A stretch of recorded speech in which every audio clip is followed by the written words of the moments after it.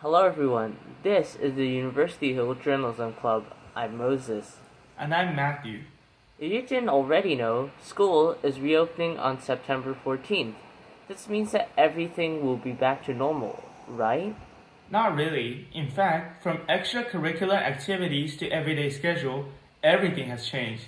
In this video, we will first give you a summarization of the new system that will be in place. We will then go over some updates and finally, an interview with Mr. Timothy McGeer, our principal, and Mr. Bernard Soong, our vice principal, on how the reopening will look like. The 2020 to 2021 school year will be divided into 4 quarters, each consisting of 10 weeks. Each day will be divided into 4 parts: Session 1, Flex Time A, Flex Time B, and Session 2. During each 10-week quarter, students will take 2 courses and participate in both classes each day, in-person for one and remote for the other. For their in-person course, students will attend either Session 1 in the morning or Session 2 in the afternoon. After a 2-week cycle, both courses will rotate between in-person and remote learning. There will also be 2 flex time sessions each day. Therefore, courses that need to be run outside of the quarterly schedule and will be different and unique for every student's timetable. In addition, off-timetable courses will still run off-timetable. Here are some other things that you should know. Lockers will not be issued. Microsoft Teams will still be used for remote learning. Cafeteria will be closed and there will be no common lunch period. If you have any concerns or questions, don't be afraid to reach out to your counselors via these emails on screen. Also, they'll be linked in the description below. Finally, we will interview Mr. McGeer and Mr. Soong to clear up any misconceptions or concerns, and have a deeper understanding of how the reopening will look like. Many parents are concerned about the school reopening. Can you share some safety precautions that Uhill is taking against COVID-19?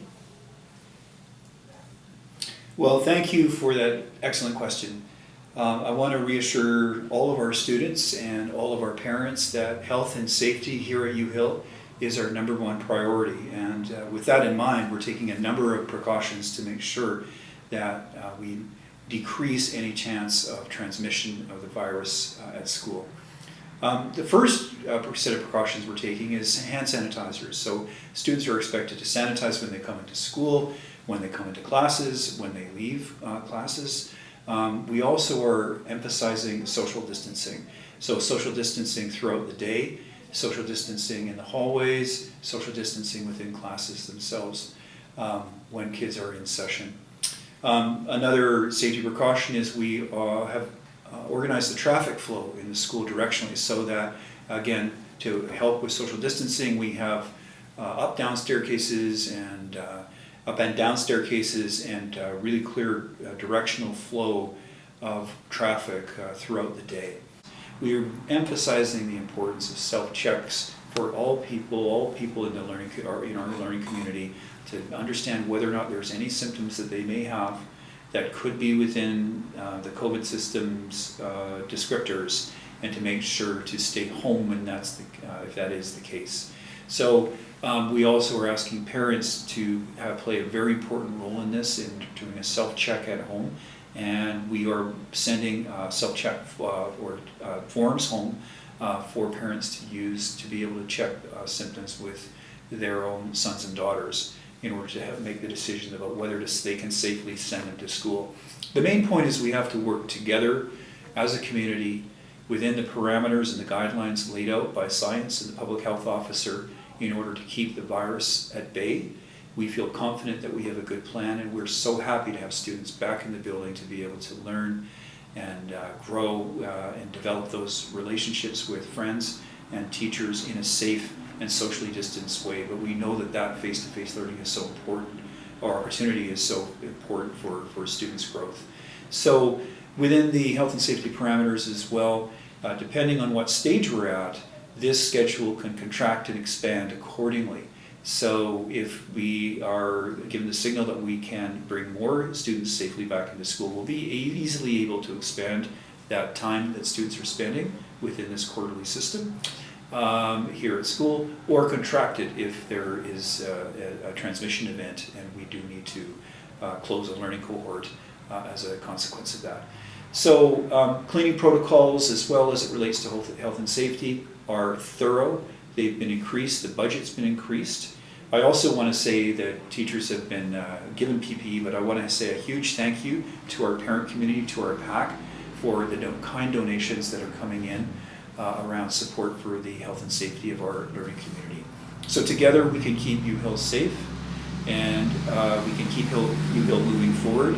And the message is, as we face this challenge together, is a chance, even though it's difficult and it is challenging, and we understand that people are worried, and understandably so, that we can work together to make our community even stronger as we work through this challenge, through collaboration and cooperation, thoroughness and diligence, and clarity. Why did the school board decide to implement the quarterly schedule?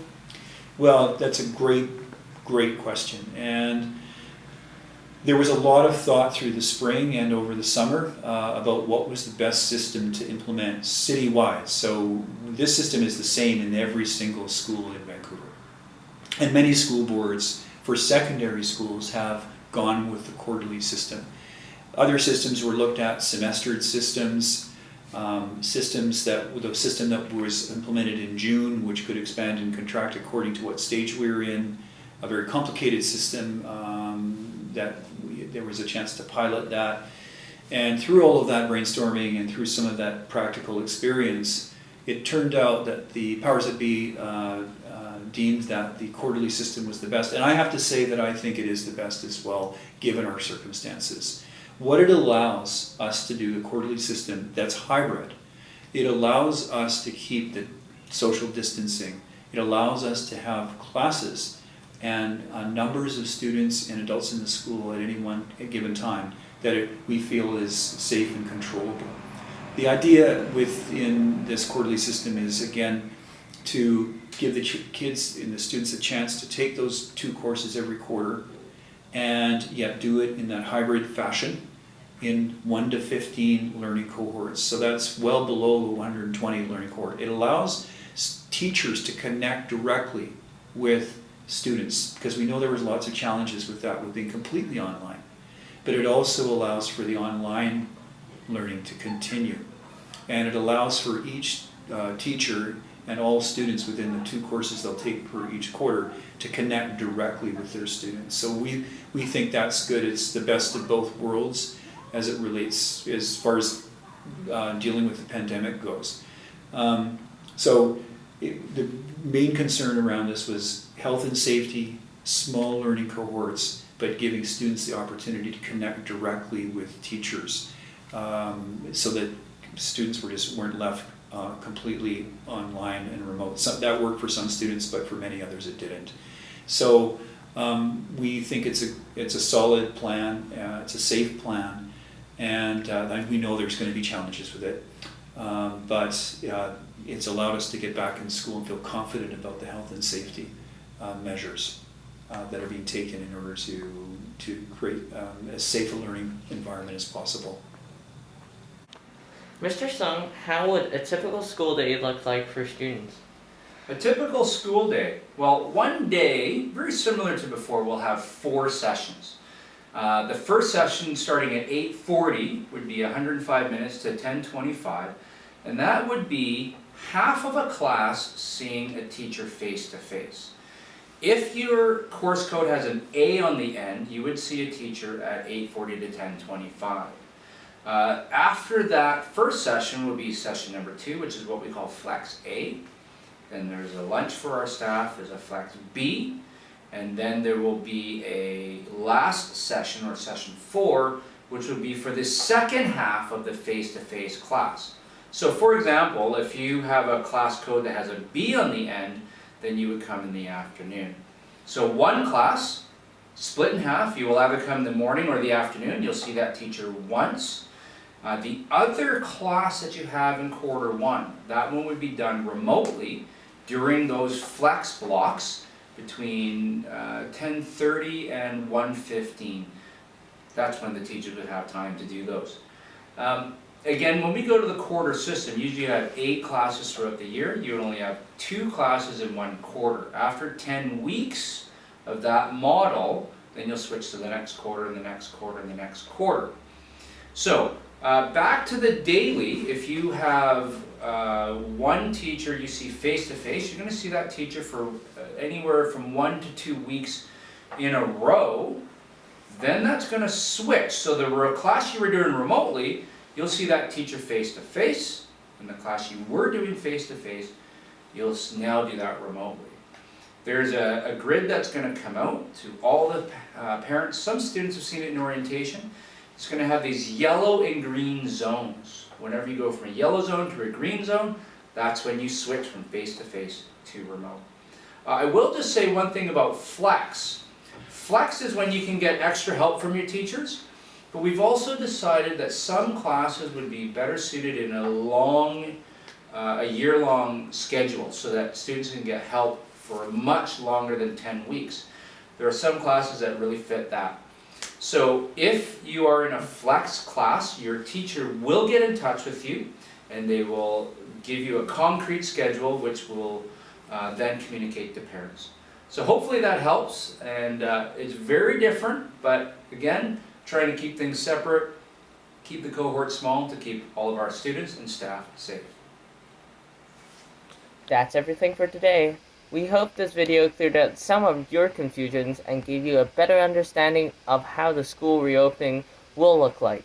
Thanks for watching, and above all, practice social distancing and stay safe.